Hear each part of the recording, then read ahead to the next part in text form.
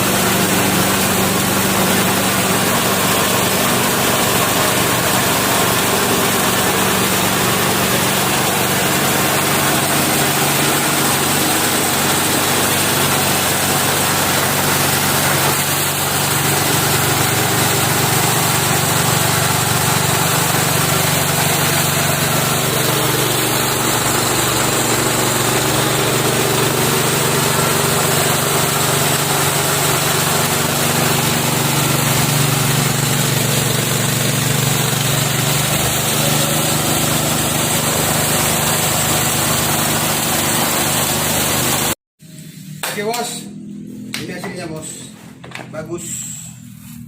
Nih, sip, cakep bos, cakep.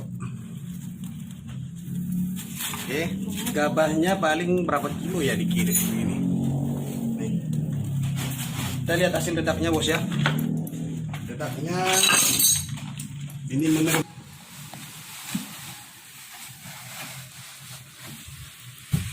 halus,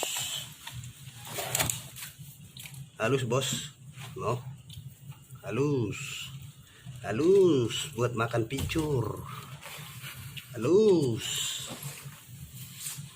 cucok buat makan.